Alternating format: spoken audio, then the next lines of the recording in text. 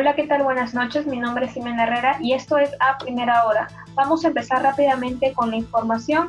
El día de hoy traemos una nota informativa respecto a lo que ha sido este extenso tiempo de cuarentena. Vamos con la nota de Abraham Valls. Hemos aprobado un decreto supremo que declara el estado de emergencia nacional. La noche del domingo 15 de marzo, el presidente Martín Vizcarra anunciaba el inicio de la cuarentena en el país y al día siguiente, la medida entró en vigencia. De esta manera, experimentamos una nueva forma de vida que no todos pudimos adaptarnos o que simplemente no nos importó. Y se van a morir por el coronavirus y tanta no pasa nada, señores. Pero ¿cuáles fueron las mejores decisiones del gobierno y en qué se pudo mejorar para enfrentar una situación como esta? Plantear la cuarentena desde una etapa temprana ha sido saludable para la población, ya que se ha buscado de alguna manera, y se ha logrado, creo yo, minimizar el impacto que esta pandemia está teniendo a nivel mundial, ¿no?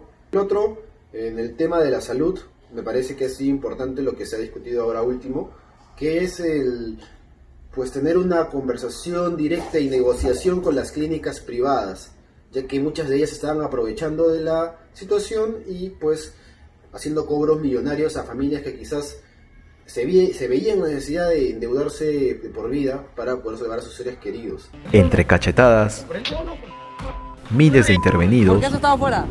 Robando wifi.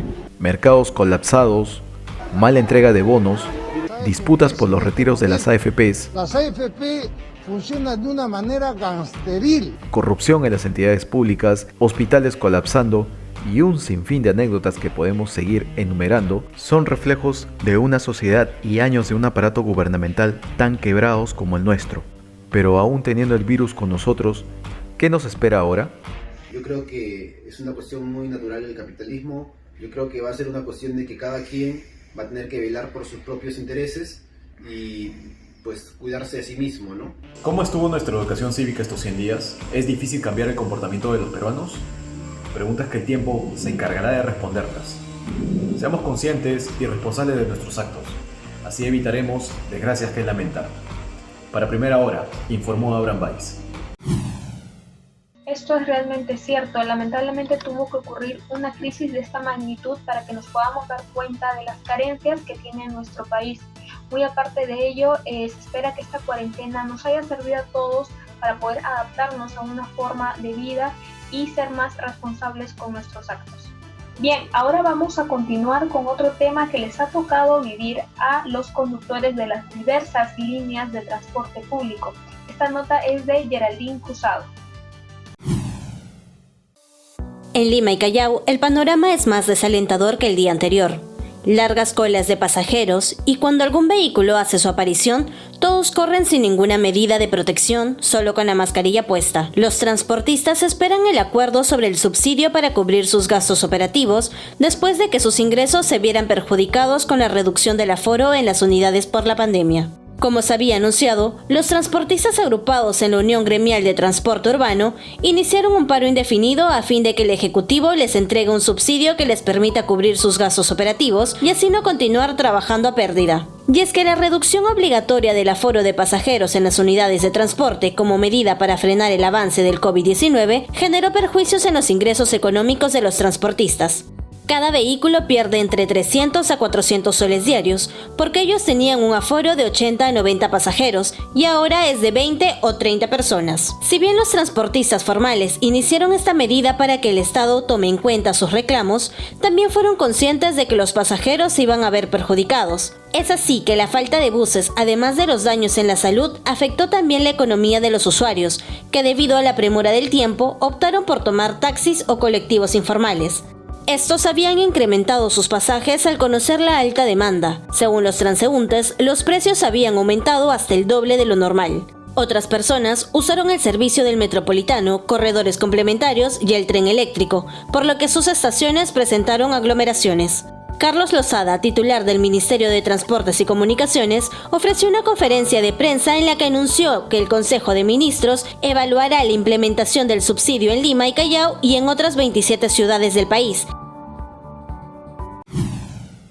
Claro, el día martes 23 estos transportistas se encontraban en las afueras de la Unión Gremial de Transporte Urbano exigiendo este subsidio para que puedan compensar de alguna forma la poca ganancia que estarían recibiendo estos días.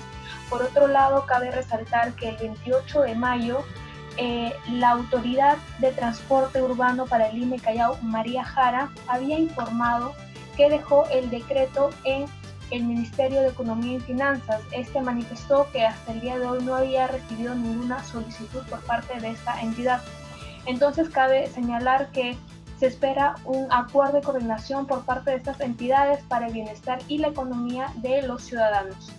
Bueno, esta semana también se promulgó un decreto supremo en el cual indica la ampliación del estado de emergencia nacional hasta el próximo 31 de julio debido a las graves circunstancias que afectan la vida a causa del COVID-19.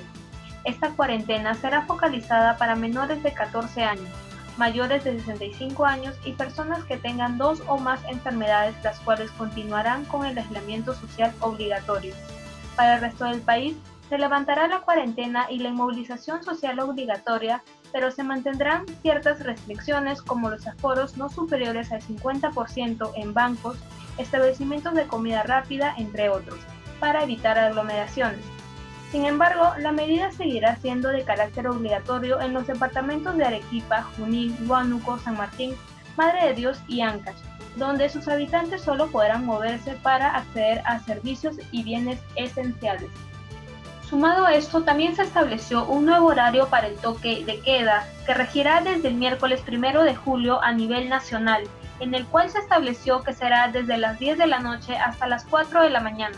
A su vez, también aclarar que este horario será de lunes a domingo, por lo que deja sin efecto el aislamiento social obligatorio los días domingo.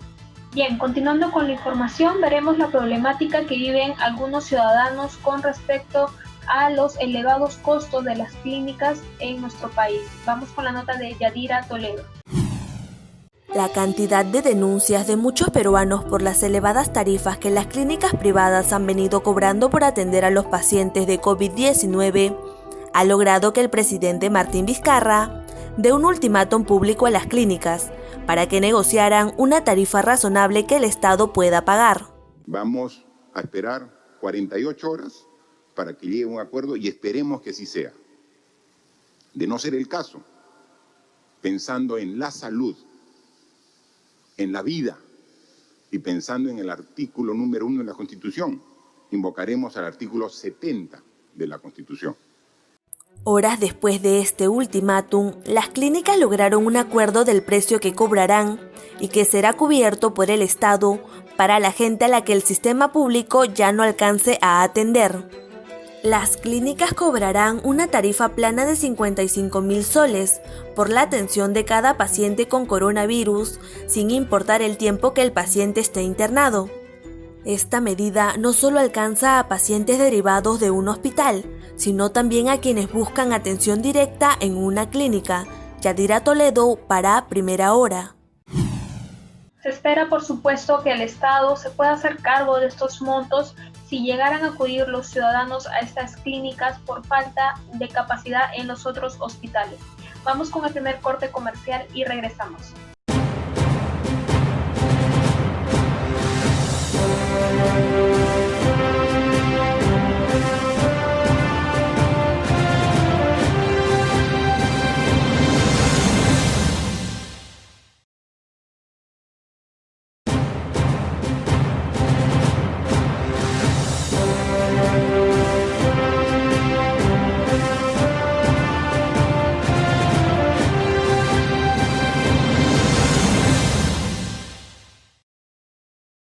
Estamos de vuelta aquí en Primera Hora y a continuación tenemos la nota de Abraham Weiss respecto a las elecciones presidenciales 2020 en los Estados Unidos.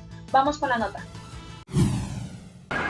Estados Unidos no ha estado tan convulsionada durante estas semanas, no solo por los problemas sociales, sino también por ser epicentro de la pandemia. El país con más casos de coronavirus en el mundo. En ese contexto, la carrera electoral a la presidencia ya inició, y quien no ha perdido el tiempo fue el actual presidente y candidato a la reelección, Donald Trump, quien, ignorando todas las medidas sanitarias y de confinamiento, llevó a cabo su mitin en el estado de Oklahoma el 20 de junio pasado, pero dejó ciertas dudas luego de que la asistencia a dicho mitin no tuvo la presencia de personas que se esperaba. Ante esta realidad, ¿se acerca el fin de la era Trump? En estos momentos Biden está muy por encima de Trump. Le lleva, en la mayoría de las encuestas está 10 a 12 puntos, algo que nunca había pasado en muchos años, que haya tanta diferencia entre un candidato y el otro. Pero en realidad hay 4 básicos, que son Michigan, Pensilvania, Florida y Arizona. Esos estados son fundamentales. Si no gana ahí, podríamos decir que va a ganar Biden. El gobierno del magnate americano se caracterizó por su largo historial de declaraciones polémicas, sus enfrentamientos con la prensa, el rechazo al cambio climático y las pésimas relaciones diplomáticas que lleva con la Unión Europea, China y el Medio Oriente. ¿Cómo sería calificado el gobierno de Trump durante estos años? La presidencia de Trump ha sido muy tormentosa, muy polémica, muy racista, se lo ha tildado de varias cosas en estos últimos meses, peor que en los primeros años, aparte de la pandemia, que ha complicado la situación económica del país. 3 de noviembre se llevarán a cabo las elecciones. Por el momento, el demócrata Joseph Biden toma la ventaja sobre Donald Trump, pero hasta entonces, cualquier cosa puede pasar. Para Primera Hora, informó Abraham Baez. Dicho sea de paso, las elecciones en los Estados Unidos se llevarán a cabo el 3 de noviembre, pero como ya hemos visto, el candidato Joe Biden, que fue el vicepresidente en la gestión de Obama, es quien lleva la delantera en estas elecciones. Bueno, continuando con las noticias, en Estados Unidos, este lunes el presidente Donald Trump suspendió las visas de trabajo debido a que el país se encuentra en una gran crisis económica y laboral por el coronavirus. El desempleo abarcó más de 47 millones de estadounidenses, los cuales han aplicado la ayuda económica por desempleo. Por ese motivo, suspendió las visas hasta fin de año, teniendo como interés que los estadounidenses regresen a trabajar lo más pronto posible para que la economía pueda surgir nuevamente. Ahora vamos con un enlace internacional con Anabela Barrera, a un peruano que radica en Corea. Nos va a comentar la situación crítica que está viviendo este país por un supuesto rebrote de la pandemia, como también las medidas que están optando y la ayuda que están obteniendo para estos vuelos humanitarios. Estamos en una entrevista con José Luis Barrera, un peruano que se encuentra actualmente en Corea, para que nos pueda explicar cómo va la situación en este país. Buenas tardes, José. Buenas tardes. Como le estaba comentando, para que nos pueda explicar más sobre el panorama que se vive actualmente en Corea. Tenemos entendido que hay se está hablando de un segundo rebrote en el país. ¿Qué medidas se está tomando para que no pueda aumentar el número de víctimas afectadas con el COVID-19? Bueno, las medidas que toma Corea desde un principio son las mismas. O sea, no hay ninguna prohibición, ¿no? Excepto las reuniones masivas, ¿no? Como estadios, museos, ¿no? Pero por lo demás, se hablaría de una cuarentena inteligente en todo caso, porque no hay prohibiciones, solamente va de acuerdo a cómo se cuidan los ciudadanos, más que todo. Claro, o sea, ellos te indican lo que no debes de hacer, ¿no? Por ejemplo, en las iglesias te mandan mensajes de texto indicándote que evites esas reuniones, ¿no? En lo posible evitar. Pero las iglesias en cierto modo también toman, ¿no? O sea, no llenan como antes sus iglesias, sino van, bueno, decirte las 3/4 partes o la mitad de las personas, ¿no? Entonces, ellos personalmente también se cuidan, ¿no? Y evitan esas aglomeraciones. Aunque, a diferencia de Perú, por ejemplo, tú subes a un bus y si el bus está lleno, no te hacen el problema de que tienes que bajarte, que un asiento sí, un asiento no. Eso acá no existe, ¿eh? Hay momentos que el bus se llena totalmente y la gente normal, ¿no? Lo que sí es obligatorio es el uso de mascarillas en los buses, en los metros, en los taxis. Eso sí es obligatorio. Pero ¿cómo es la situación de los extranjeros? En este caso de los peruanos residentes allá en Corea. Como digo, la situación de los extranjeros es igual que de los coreanos, ¿no? O sea, lo que en algunos se han visto afectados porque las empresas también han reducido un poco el personal, por miedo a los contagios. También hay empresas que ya no laboran como antes, ¿no? Sino han reducido sus días. Pero y respecto a los vuelos humanitarios o los vuelos que están saliendo actualmente del país, ¿hay alguna comunicación con la embajada o algo para que puedan hacer vuelos humanitarios para el retorno? La embajada no ha comunicado nada a ningún peruano. Lo que tengo entendido es que si han tenido unos vuelos programados, ¿no? para estas fechas, entonces sí deben de mandar el plan de vuelo a la embajada, ¿no? Entonces ellos ya verán en el momento que hay vuelos, entonces se pondrán en contacto, ¿no? Quiero, entonces, con respecto al tema de la cuarentena o el tema de la pandemia, ¿se podría hablar que Corea está optando simplemente por mantener algunos criterios como el uso de mascarillas, pero sin restringir tampoco tanto a sus ciudadanos, ¿no? Para que puedan seguir también con la continuidad de sus labores? Claro, aunque acá también por ejemplo, hay teletrabajo, ¿no? Las oficinas han optado por los teletrabajos. Cuando detectan a una persona, entonces hacen todo el seguimiento, ¿no? A diferencia de lo que no pasa en Perú. Acá, supongamos, yo estoy infectado en este departamento, ¿no? Acá hay 2 departamentos, entonces a esas personas que viven en el otro departamento obligatoriamente les pasan la prueba y me comienzan a hacer el seguimiento a mí, ¿no? ¿Dónde he estado yo los últimos 14 días? En lo mínimo, si he subido a un bus, si he ido a un restaurante, si he ido a trabajar, en el trabajo con quién me he conectado y así. Y a todas esas personas le pasan la prueba. Y si no logran comunicarse por intermedio de ¿cómo se llama? Del celular, ¿no? Comienzan a difundir, ¿no? Quiénes deberían presentarse, ¿no? A los que han acudido a ese sitio. Muchas gracias por la entrevista, José, por darnos el tiempo. Sé que ya es de madrugada. Muchas gracias por darnos el tiempo de la entrevista. Con esto vamos a un corte comercial y regresamos.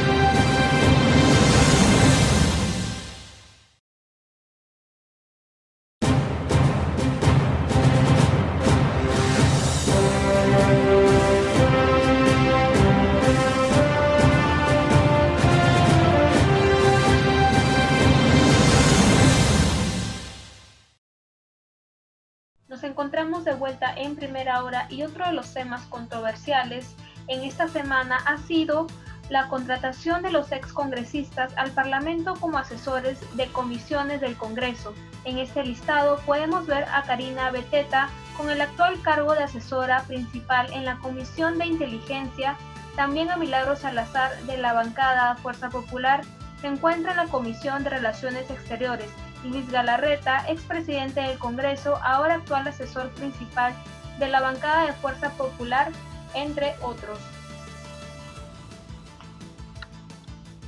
Y bien, otro tema relacionado con los ex legisladores fueron la entrega de las laptops, otorgadas a estos mismos como herramienta de trabajo, pero que a las finales no fueron entregadas y algunas fueron devueltas inoperativas. Vamos con la nota de Alex Jiménez.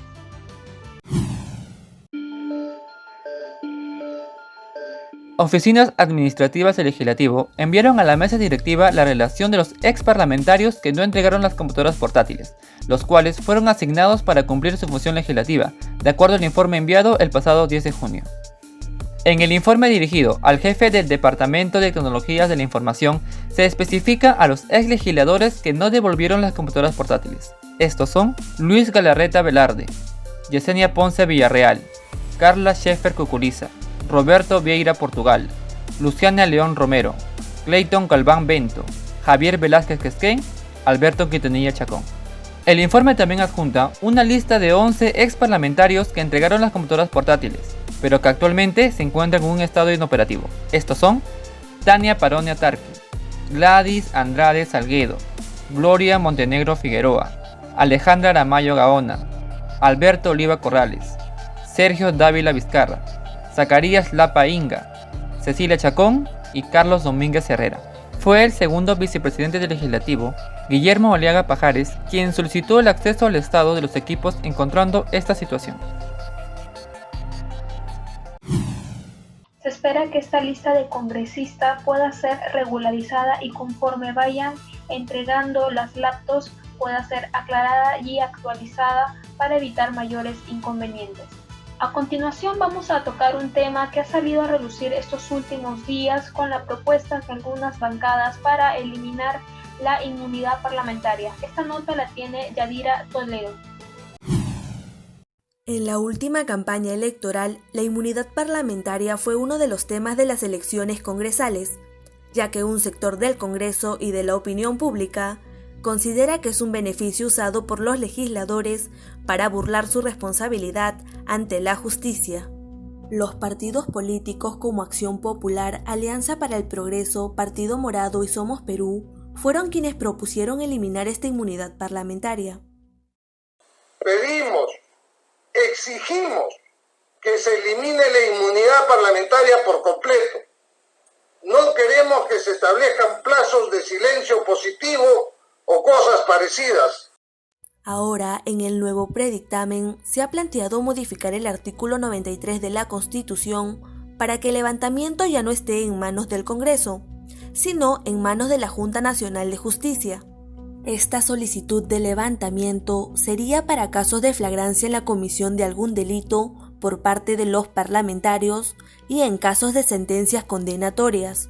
Asimismo, este predictamen ya aprobado por la Comisión de Constitución del Congreso deja sin efecto los proyectos de ley que proponen la inmunidad parlamentaria, a pesar de que provienen de legisladores de las distintas bancadas. Yadira Toledo, para Primera Hora.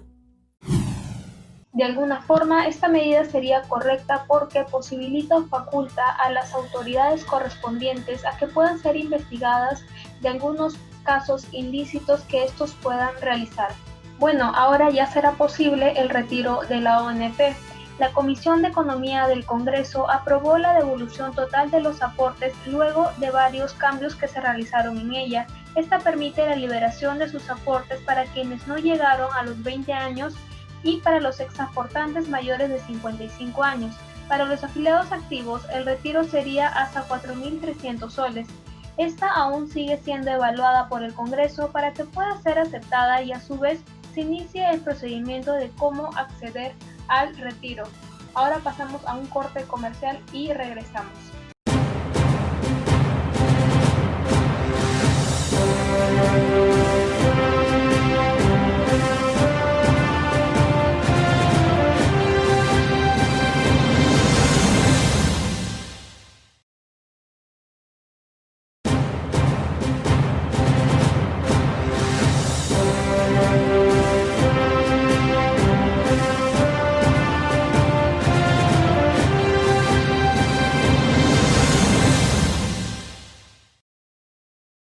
Nos encontramos de vuelta en Primera Hora y a continuación le damos el pase a Leir Yersinio con Tribuna Deportiva.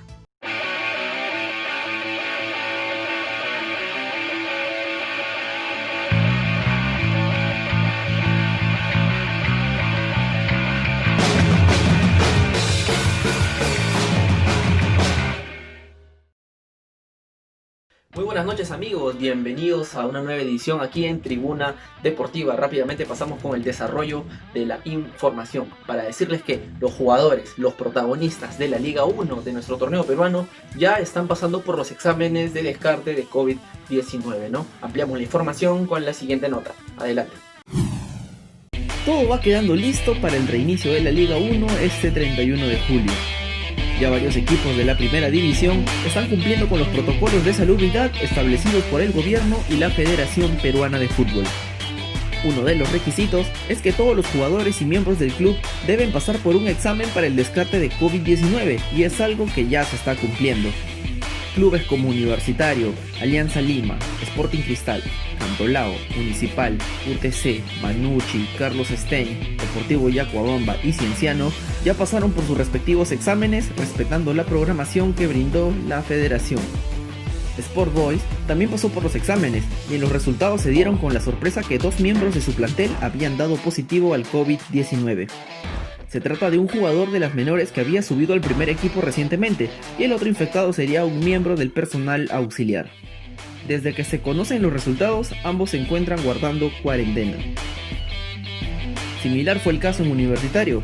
Luego de recibir los resultados, el club merengue confirmó mediante sus redes sociales que 2 miembros del club dieron positivo y son pacientes asintomáticos. Al parecer, serían trabajadores del club y no jugadores. Hubieron ciertos traspiés y en consecuencia podría peligrar la fecha de reinicio del torneo local. Esperamos no sea así y se pueda cumplir con lo previsto, ya que no cabe duda que los jugadores quieren salir al verde y hacer lo que más les gusta, jugar al fútbol. Bueno, esa era la nota que teníamos acerca de los jugadores y miembros del club que ya pasaron por este examen de descarte de COVID-19. Recordemos que no todos los clubes aún han pasado por este examen porque se está respetando cierto protocolo que dictaminó la Federación Peruana de Fútbol para que exista un orden al momento de pasar por dicha prueba, ¿no? También quiero mandarle un fuerte abrazo y espero la más pronta recuperación de aquellos jugadores y miembros del club que dieron positivo a este examen de descarte de coronavirus, ¿no? Y ahora entrando a otras noticias también del ámbito local, ya se tendría conocimiento de la fecha en la que Ángel Comiso arribaría a nuestro país. El técnico de Universitario de Deportes ya tendría todo previsto para llegar a Lima el día de mañana y cumplir con una cuarentena de 15 días, al igual que el estratega íntimo Mario Salas. Los protocolos serán los mismos por los que están pasando los recién llegados jugadores uruguayos que aterrizaron en el aeropuerto Jorge Chávez el pasado viernes. Recordemos que no solamente llegaron jugadores de cierto club, sino de todos, porque llegaron jugadores de Universitario como Federico Alonso, Urruti, Dos Santos, también llegaron jugadores de Alianza, también llegaron jugadores de Manucci y también de muchos otros clubes de la Liga 1. Y ahora entrando al ámbito internacional, nos vamos hasta Inglaterra, específicamente en la ciudad de Anfield, encuentro entre el Manchester City y el Chelsea, pues los dirigidos por Pep Guardiola no debían sumar de a 3 y cayeron 2-1. De esta manera y a falta de 7 fechas, los 23 puntos de ventaja que le lleva el Liverpool son imposibles de alcanzar. Lo celebra la gente de Anfield y las felicitaciones del caso para los dirigidos por Jürgen Klopp. Campañón el que se está mandando Jürgen Klopp con la gente de Liverpool. Bueno, ya se tenía conocimiento del tremendo técnico que es Jürgen, ¿no? Porque había ganado y había conseguido grandes cosas con el Borussia Dortmund años atrás. Y ahora para cerrar nuestro bloque, ya que está llegando a su fin, vamos con la entrevista que tenemos con Alonso Wong, ¿no? Tremenda entrevista donde nos cuenta cómo está afrontando la cuarentena. Adelante con la entrevista. Alonso, no quiero empezar la entrevista sin antes agradecerte por tu tiempo o el tiempo que tienes para con nosotros. Quisiera comenzar la entrevista diciéndote cómo estás llevando ahora la cuarentena, ¿no? ¿Qué estás haciendo en casa? ¿Cómo es tu día a día? ¿Cómo haces con tu alimentación, por ejemplo, con tu entrenamiento? Bueno, para empezar, yo no estoy en casa, yo estoy en Videna. Acá me tocó pasar la cuarentena, mi familia vive en Colorado, residimos allá. Y ya estoy acá 3 meses de que yo vine de España. Estaba en un campo de entrenamiento previo a unas competencias importantes que tenía para la clasificación, pero todo se canceló producto de esta pandemia. Correcto. Y dime, más o menos, ¿cómo entrenas? ¿Tienes a un entrenador que, no sé, está dentro del albergue o tiene o te da las instrucciones virtualmente o solamente por tu cuenta lo haces? No, acá hay un entrenador, en el albergue hay un entrenador físico del IPD, él decidió quedarse también con nosotros y él entrena a varios deportistas. A veces me ayuda a mí con el tema de las pesas, ¿no? Pero, o sea, con mi federación nosotros entrenamos vía Zoom a las 7 de la mañana y a las lunes, miércoles y viernes a las 4 y martes, jueves a las 5 de la tarde y de ahí todas las mañanas a las 7 de la mañana. ¿Y cómo fue que te enamoraste del judo? Porque, bueno, era un niño muy hiperactivo y necesitaba un deporte de contacto donde aprenda disciplina y ahí eliminé las energías extras, porque en el colegio era muy, muy travieso no atendía mucho a las clases. Y fue así unas vacaciones útiles que con mi padre, su hermano menor y mi primo fuimos al Estadio Nacional a ver las artes marciales y nos llamó la atención más el judo. Y la motivación de mis padres, ¿no?, para seguir en ese deporte, de mi familia, inculcaron esa pasión, ese amor por el deporte que hasta ahora lo practico. ¿Cómo crees que va encaminado el judo, hablando de a unos 5 o 10 años en el Perú? Bueno, tiene ¿Crees que ha progresado? Sí, un poco. O sea, ha progresado de fachada para afuera. O sea, a lo que me refiero es que ahora hay una mejor administración. O sea, ya se hacen eventos grandes aquí en Perú. O sea, tenemos la infraestructura que tenemos es impresionante. Tenemos todas las facilidades para poder entrenar que antes no había. Falta masificar el deporte a nivel nacional, que es muy centralizado aquí en Lima. Y obviamente si no hay eso, no va a haber talentos o figuras que surjan después de mí y de mis compañeros. Ahora, algo último, algún mensaje que le quieras dar a toda la gente que te va a ver mediante nuestras redes sociales. Tomen esto como unas vacaciones y ya muy pronto volveremos a la normalidad, que esto nos quede como algo que tenemos que recordar siempre y saber que hay veces que el mundo también necesita descansar, ¿no? Tomar conciencia de lo que estamos haciendo, de nuestros actos y ya, Dios mediante todo esto pase, ¿no? Me quedo con la parte en la que Alonso menciona de cómo el judo tiene que crecer, cómo el judo es y cómo debería ser en nuestro país, ¿no? Gracias, Alonso, una vez más por habernos brindado un poco de tu tiempo y habernos permitido tener esta linda charla, ¿no? Esta linda entrevista. Amigos, hemos llegado al final del bloque deportivo aquí en Tribuna Deportiva. Los dejo con Ximena otra vez, conmigo Aldair Yersiño. Será hasta la próxima. Chao.